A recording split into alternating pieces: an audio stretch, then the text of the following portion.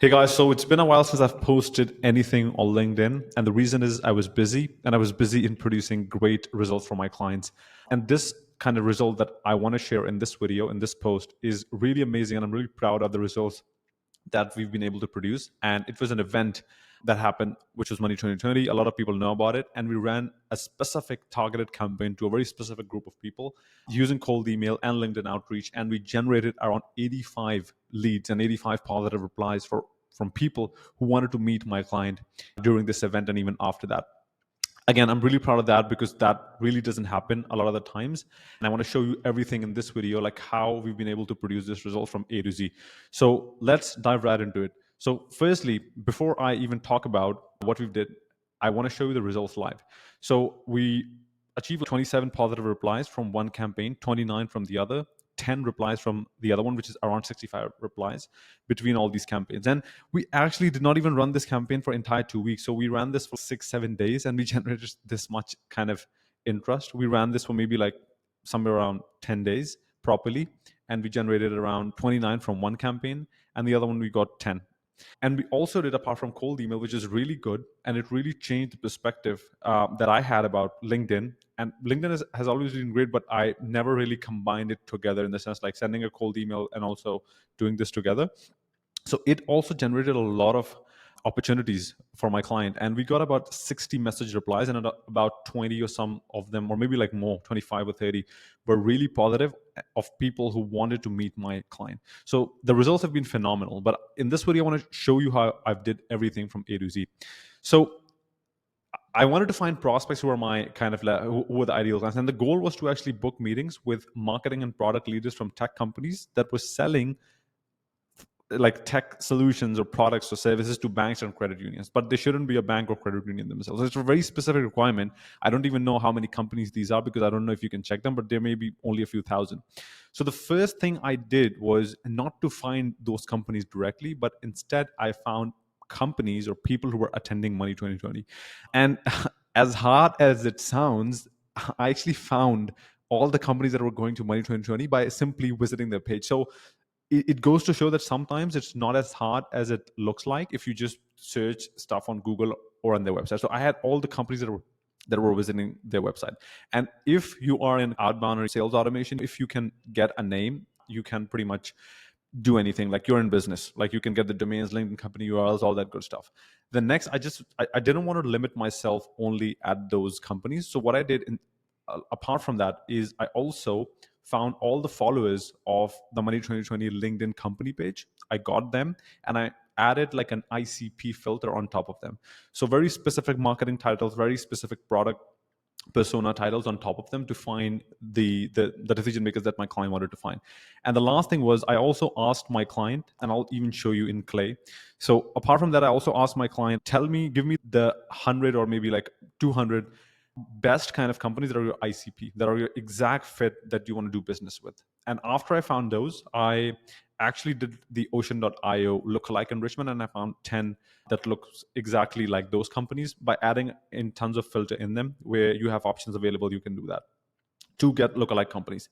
And as I said, the other thing I did was people following Money 2020 and actual companies who are going to the Money 2020 event, and of course, finding the domains, enriching, and all that stuff. Then once we had those companies, or either the people or the companies, because we wanted to find which companies do these people work at, or if we found the companies, then it was good, we could add in these specific filters. So what we wanted to do was we wanted to remove the non-ICP companies or people from there.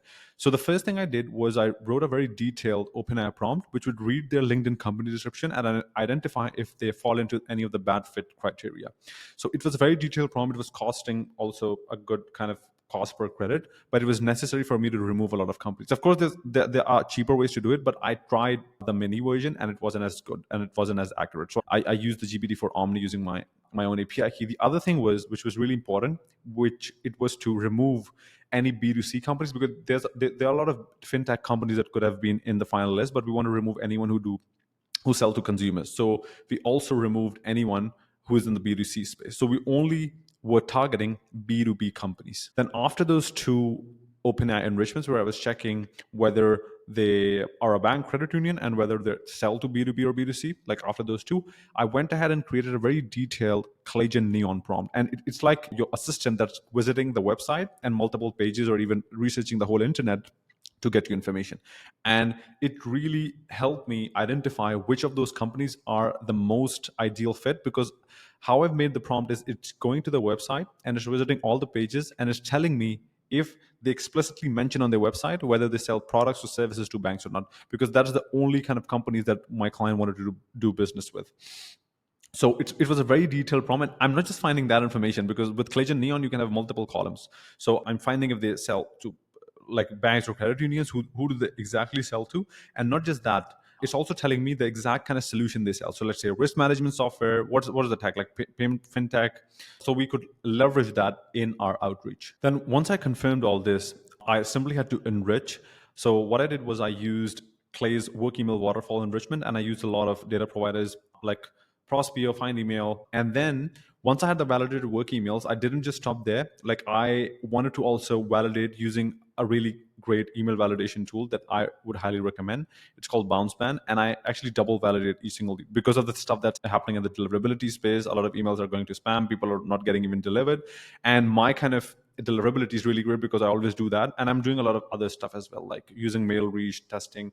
But if you see here, it's telling me if the email is deliverable or not. And even though it even passed the work email waterfall enrichment filter, and I was using, I think, Find Email to check whether it's a valid email or not. So and after that, I'm adding them into SmartLead, into different campaigns using different language, sending emails from different email addresses. And also, I'm also adding them into HeyReach. So we are doing two things simultaneously, and it got really amazing results. Like hitting the prospects from like a multi-channel outreach strategy, it really worked great. And the copy we used was extremely simple. Anyone could write it. There was no personalization.